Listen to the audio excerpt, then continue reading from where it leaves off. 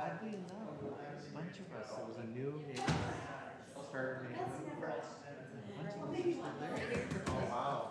So, yeah, Next to that candy jar. so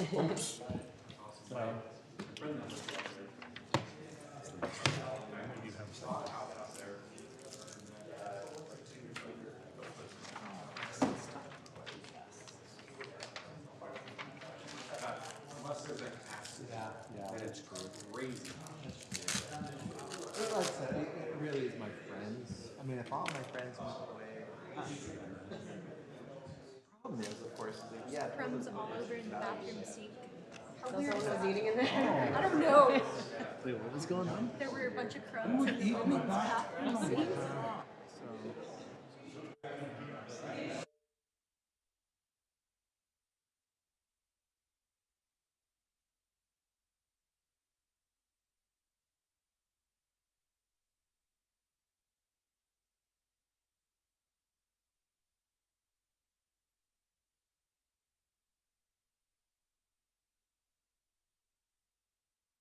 So, I'm sorry, what? Is Forrest on? And are we ready? We're good? All right. All right, we're going to go ahead and get started. We would like to welcome everybody out to the Thursday, August 4th, 2022 Planning Commission for Harriman City. We will begin with a Pledge of Allegiance that will be led to by Jake Ince. Is Jake here? Come forward and go ahead and start us off.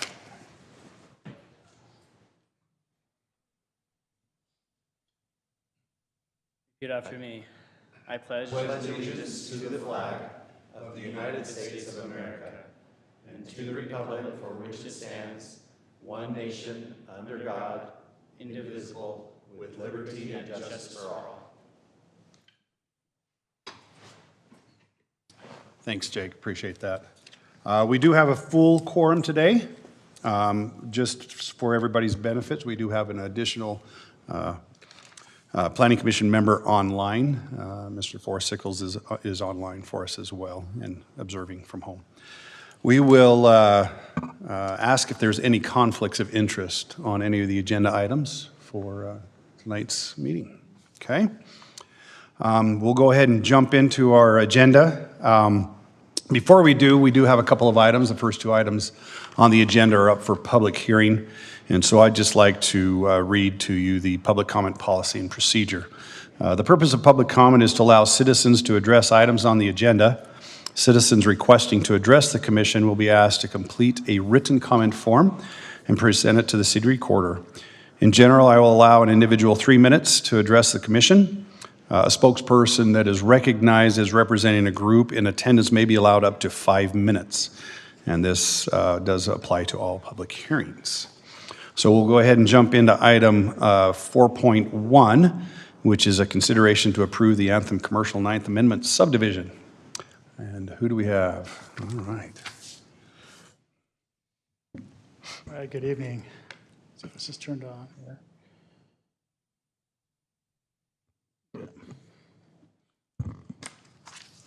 So, well, that says Anthem Agreement Amendment, but so this is the Ninth Amendment for the commercial, Anthem Commercial District.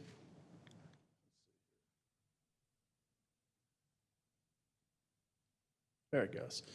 So it's located, Anthem Commercial Center is located here on the north end of the city. The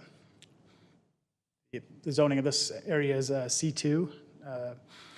The lot itself is 1.8 acres. The applicant's proposing to take this single lot here and subdivide it into two lots for the intent of developing this parcel. What they're proposing to do is, like I mentioned, is split up. They have a 1 acre lot and then a 0.6 acre lot. The applicant there's an actual application in the process now for the smaller portion of this lot for a beauty salon to go in there. So I think that's what drove this actual amendment. As it's proposed, it does meet zoning requirements, engineering requirements, and et cetera. Again, this is the existing plat. They're just subdividing that into two smaller lots. Both these parcels do have frontage to a public or private street, so they are accessible from Denali and from this future private road. Staff does recommend approval for this item. Very good. Do you have any questions for me? Any questions? All right. Applicant is here if you want to discuss anything. Great, yeah, we'll go ahead and let the applicant come forward. If there's any additional information besides what Sheldon's provided that you'd like us to know about, feel free to provide that to us. Your name, Thank please. you. Mike Maddox. Thanks, Mike. The intention always was to divide this lot. We didn't know how it would divide depending on the user. And so we have utilities for both lots installed. Okay. And we have, like we say, the salon in 901, and then we have a pet. And I'm not Pet sure what. grooming and salon. I get one on each side. Yeah. I really think it's like a pet grooming and. So they can both get groomed at the same time, right? Yes. That's fantastic. One stop. Great. Okay. Any questions for the applicant? Thank you. Appreciate your time. Thank you. And this one is on for a public hearing, so I will go ahead at this time and open up the public hearing for anybody that may want to provide some comment. Have you received anything online? Nope. All right, with that, I will go ahead and close the public hearing at this time. Is there any discussion from the Planning Commission? Any thoughts? No worries on mine. Yeah, sounds good to me. I'll make a motion to approve item 4.1. Okay, we have a motion by Heather. Do we have a second? I'll second. A second by Jackson. Sorry, he got you for us. We'll give that one to Jackson as the second. We'll let you go ahead. We will do a roll call vote on this one, so I'll go ahead and ask Forrest. Heather. Yes. Andrea. Yes. And Jackson. Yes. That motion passes. Thank you very much. All right, we'll move on to item 4.2. Who's this? Okay, this is Michael. Come on forward.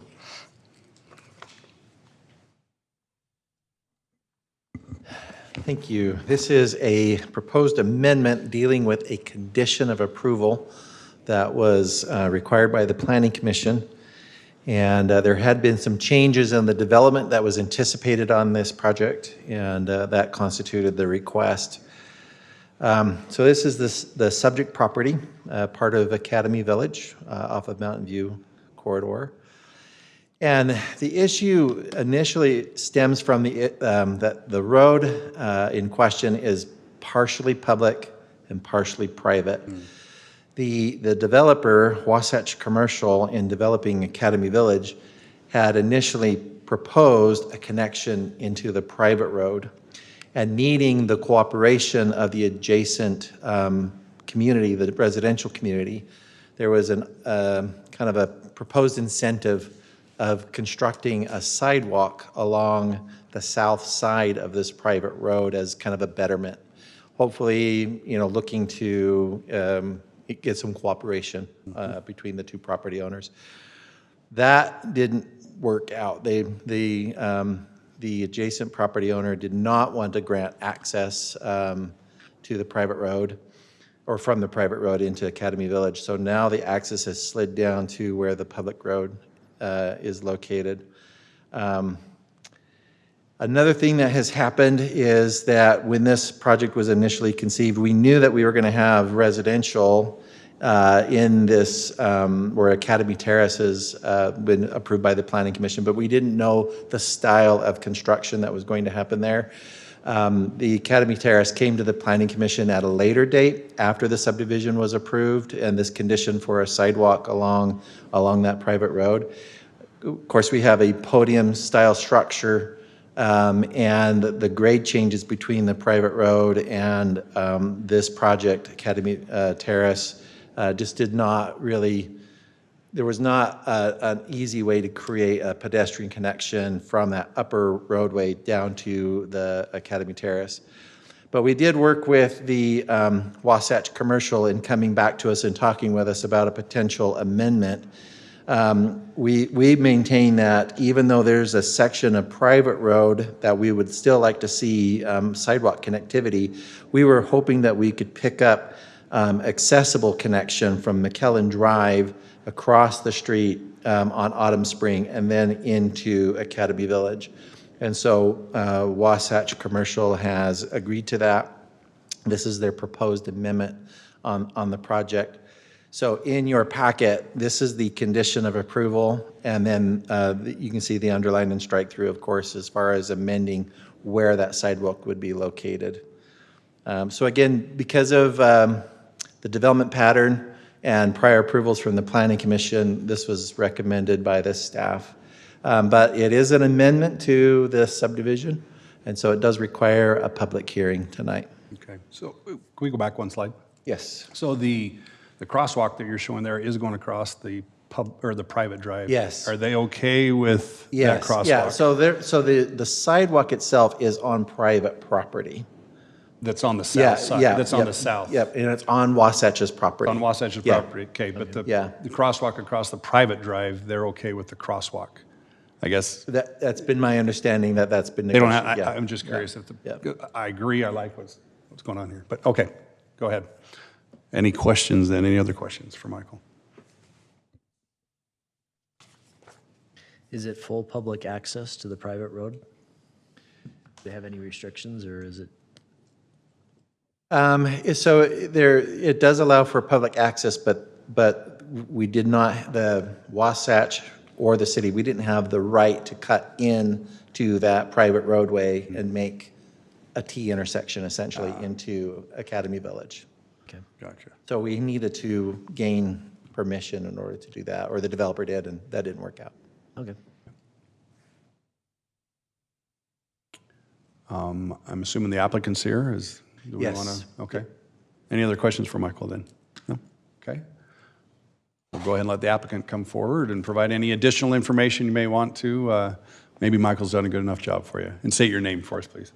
Yeah, Alex Dahlstrom with Wasatch Commercial Developers. Mike did a fantastic job kind of illustrating what happened when we initially got the subdivision plat recorded. That easement was always the idea and plan, and in working with Saddlebrook, it just didn't work out. In working with staff, this is kind of the solution we came up with, and we think it's a fair one, and it's one that we're willing to accept. Aside from this lack of access from this easement, we also have a grading issue from the proposed sidewalk down to the grade of the terrace apartments, which is a second reason why we think that this is a better access into development for pedestrians. So going further west from this crosswalk, the grades it just starts get getting crazy. like this. Yeah, and exactly. so As you you have to approach you need a Mountain View. ladder or something Yep, to obviously. get down. So Okay. that's the second reason as to why this change was made. Perfect. Any questions for the applicant? I had a question. So I saw that the lighting requirement was stricken through. Will you have lighting on the property? We will. Okay. Parking lot, right, would Yeah, we require it, so it'd probably spill over onto the We will, yeah. pedestrian According to our area. MDA, we're Okay. required to, so that'll be it. Thank you. Okay. Good. Anything else? Okay, thank you. If there's any comments, we'll let you come back up. Sounds good. Appreciate it. And this is also, as Michael mentioned, up for a public hearing. So I will go ahead at this time and open this up for the public hearing for any public comment at this time. Anything from online or emailed in? No? Okay. All right, we'll go ahead and close the public hearing at this time. Is there any further discussion from the commission?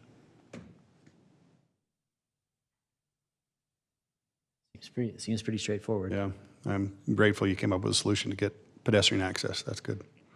I like that, especially from the adjacent apartments and whatnot. That's good. All right. I'll entertain a motion then. Quick question for Michael. Sorry, Michael. Sure. Do you feel like this is the best solution?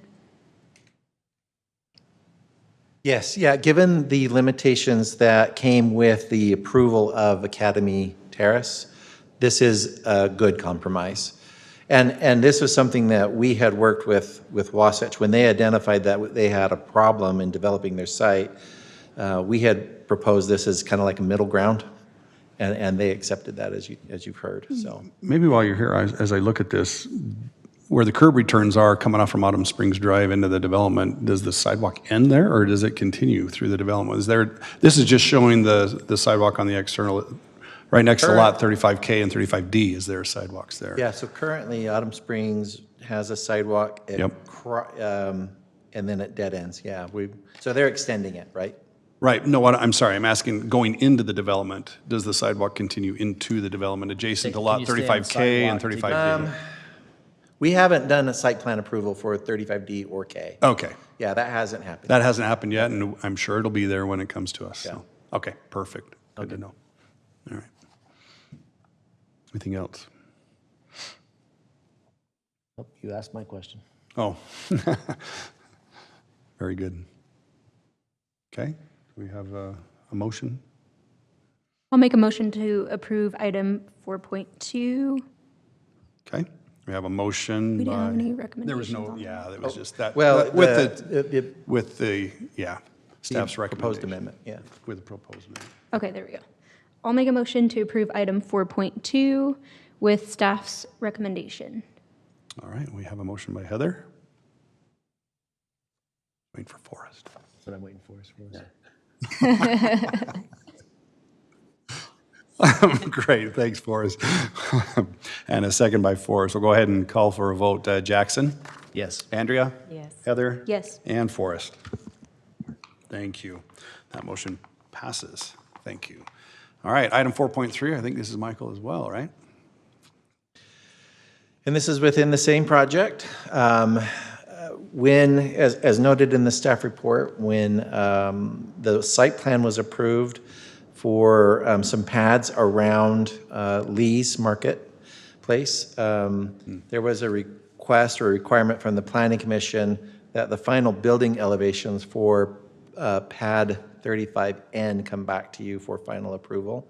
So again, this is, oh, I apologize, this is an incorrect subject property map. Yeah. Oh, this is not the right project, I'm sorry. Yeah, that's 4.4. Yeah. That's 4.4, right?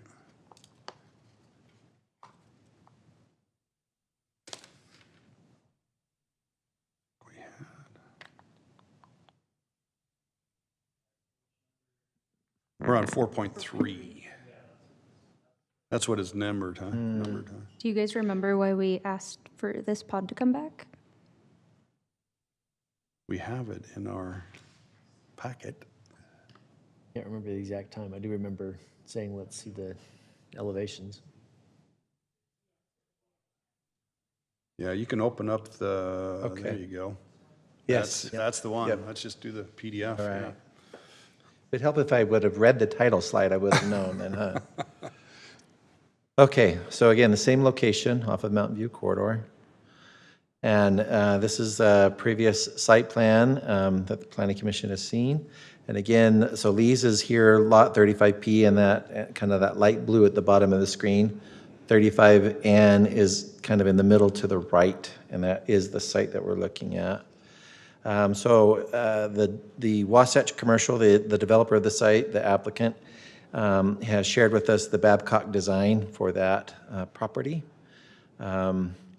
They have reviewed this against the development standards for this project, again, maintaining this mountain theme, this mountain commercial theme.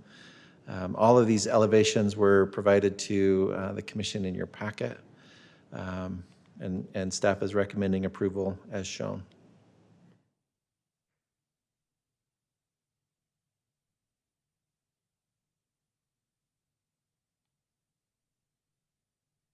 Any questions for me or for the applicant?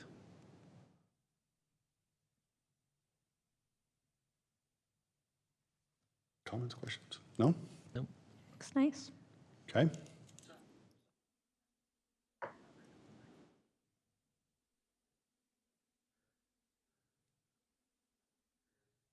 So because this is an MDA, there is a different standard for this project, which is the attachment that I included in your packet.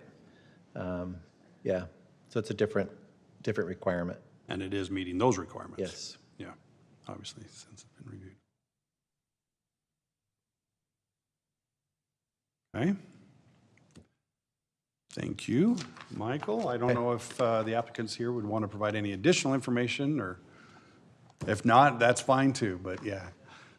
Might as well. Yeah, go ahead, Alex. So just it's pretty straightforward. If you remember 35M, which is kind of the sister out parcel to this one, has already been approved. Elevations are essentially the same as far as materials on the exterior. The only difference, they're both 6,000 square feet. The only difference is that this one's a little bit longer and skinnier because of the double retaining wall that we had to put behind it. But essentially, same architect, same design, mountain modern theme, keeping that consistent throughout the development to keep that aesthetic. So pretty straightforward. Okay. Any questions for the applicant? No? Thanks, Alex. Thanks, Appreciate guys. it. Any discussion from the planning commission? I would say they do a nice job varying the materials, as well as some variation to the depth of the facades. So I think it gives it a nice feel, and then Matches what's there Matches previous. already. Yeah. They did a nice job at kind of tucking the inline drive-through around behind it. So Yeah, I noticed that too when they were going through those. Yeah.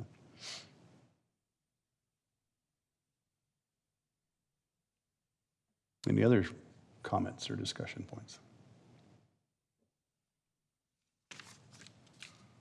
Nope. well, I'll go ahead and make a motion that we approve item 4.3 with staff recommendations. Okay. We have a motion by Jackson I'll second. and a second by Heather. We'll go ahead and call for a vote. Forrest? Heather? Yes. Andrea? Yes. And Jackson? Yes. That motion passes. Thank you. Appreciate your time.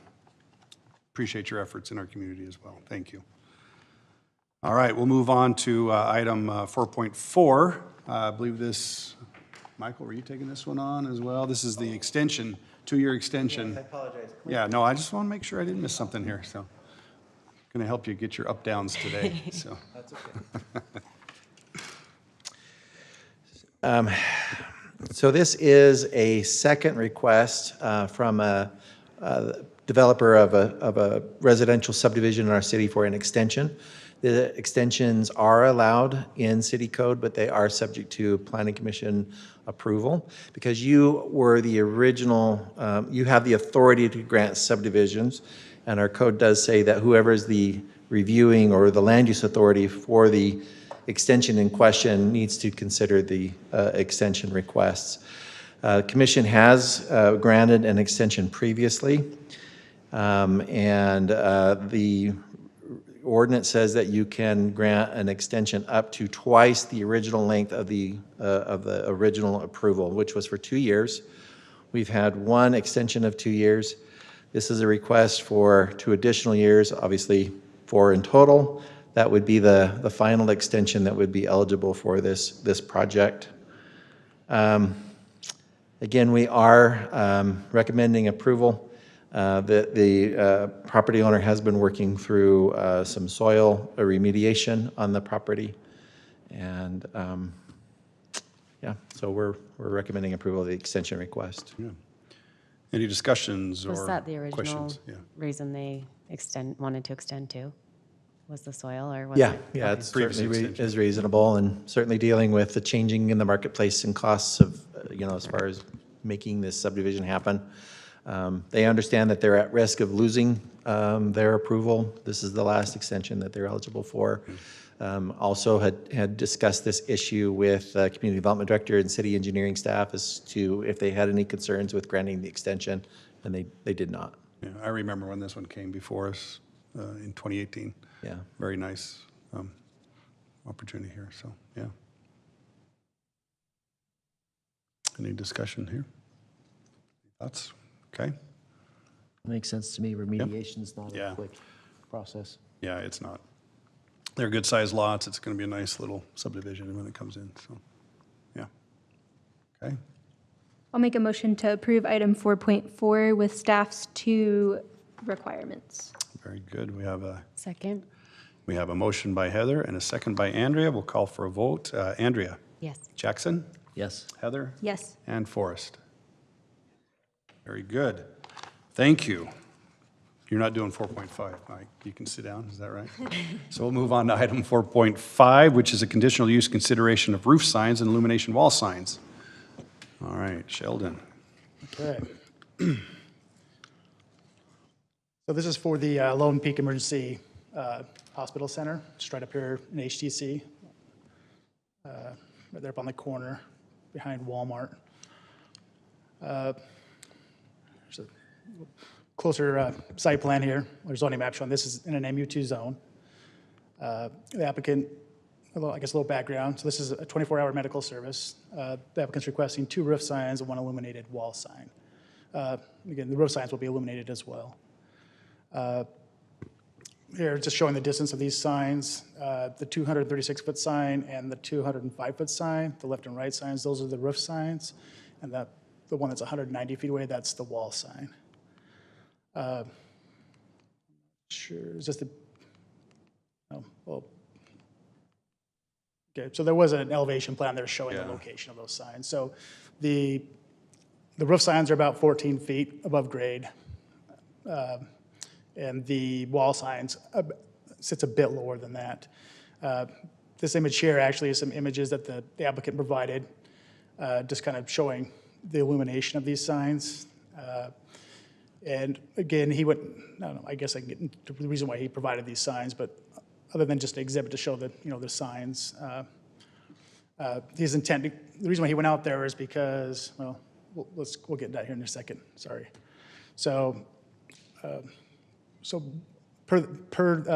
under this request, I guess for signage for the HTC, for the Harriman Town Center, they have their own design guidelines which regulate signage for that particular development. Per those design guidelines, their roof signs are prohibited, but they are under their MDA allowed. The DRC, their design review committee, is allowed to make an exception. And they just found that this particular use is offering a medical service. They figured they will allow roof signs.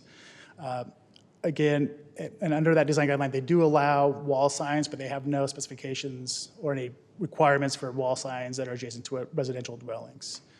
So taking both those into consideration, we found that due to the base on the MU2 zone, it does allow both roof signs and illuminated wall signs adjacent to residential properties. Per the MDA, just states that we use whatever's more restrictive. So we're using city coded for this process. Let's see. So our current ordinance for wall signs or illuminated signs, there's actually no standard in there to determine how bright they can be that are adjacent to residential properties. So we looked into the digital electronic sign ordinance where we do have a guideline to determine how bright those signs should be. Per that ordinance and based off the size of the signs, they're relatively similar in square footage. It'd be 0.3 candle foot at 70 feet. That's above ambient light. What the applicant is proposing is, because there's no IES studies on these signs, the lighting engineer just did that on a bare bulb at 5,000 lumens. And what he is estimating is these lights would be no brighter than 1.7 candle foot at the property line. And that's not based on ambient lighting, that's the overall brightness. So when you take into consideration ambient lighting, it's not gonna be, that bright, obviously. Let's see here. Get back. So I guess taking that into consideration and looking at the photometric plan that was actually provided, the overall light that's projected to be, I guess, at the property line is about 1.7 candle foot.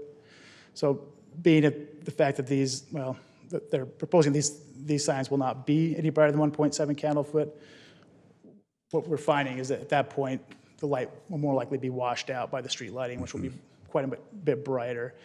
And taking into consideration that these lights here are actually, they're diffused, so that you're not gonna have like a direct light like you would from an LED light, from a digital sign light. So again, we're assuming, I guess we are assuming that the lights will, again, any light trespass will actually, Washed out by the street lighting. Absolutely, yeah. With that being said, staff does recommend approval with these following recommendations. Very good. Any questions for me? Yeah, and I guess you noticed that too in the packet too, that they showed some pictures with an application, Yeah. So application they did up in Ogden and adjacent street lighting that. Yeah, to with go back this. onto that, back to those exhibits. The applicant went out there and actually did some light measurements from those signs, and at 50 feet for the red signs, the roof signs, it was about 0.3 candle foot at 50 feet. And then for the wall sign, it was 0.44. And that wall sign that he was showing in that exhibit is actually larger than the sign they're actually proposing to install in the building, so. That was going to be my next question is, how does that compare with what's being proposed Yeah, here? so we're assuming probably at that 0.3 candle foot or 0.4 candle foot at 50 feet. We're assuming by 70 feet, the property line is actually 80 feet. Yeah. So, but yeah, but at 70 feet, we should assume they would meet that 0.3 candle foot above ambient at that point. Good. Any questions for Sheldon? All right. Is the applicant here? Did you want to, would you like to provide any additional information or anything we may need to know that wasn't provided? No, not really. My name's Kevin Anderson with R&O Construction. Just like Sheldon indicated, the foot candles that were done by the engineer to get those distances and allowable foot candles were done with a bare LED light because we didn't know how that red plexiglass would diffuse them down to what they are. That one photo that they did show up in North Ogden, you can see on the one side the ambulance lettering. So that one is almost identical to the one we're doing here in Harriman with the emergency designation on one side, ambulance on the other, and then the building signage on that north side. Okay. Any questions for the applicant? That's done a good job. Thank you. Appreciate that. Any discussion? Well, if we go back to the photo that was provided, I think the piece that stood out to me, and I didn't catch it when I was looking at it before, but the wall pack's brighter than the sign. Right. Exactly. So, It's not going to be that bright. no. And then, yeah, with the distance, and then, as mentioned, you got street lights even, between here and the residences as well. So, Yeah. yeah. Okay. I'll entertain a motion then. It sounds like there's no further discussion. I'll make a motion to approve item 4.5 with staff's 6 recommendations. Very I'll good. second that. We have a motion by Heather and a second by Jackson. We'll go ahead and call for a vote. Jackson? Yes. Andrea? Yes. Heather? Yes. And Forrest? Great, that motion passes. Thank you so much. Appreciate your time. That is it on our administrative items for the evening. Are there any comments from the Planning Commission we'd like to provide? No? Okay. Future meetings coming up. Our next City Council meeting will be Wednesday, August 10th. And next Planning Commission, 2 weeks from today on Thursday, August 18th. And the next City Council meeting after that, August 24th on a Wednesday. With that, I'll entertain a motion to adjourn. So moved. So moved by Jackson. All in favor? Aye. Aye. Thank you very much. Thanks, Forrest. Appreciate it.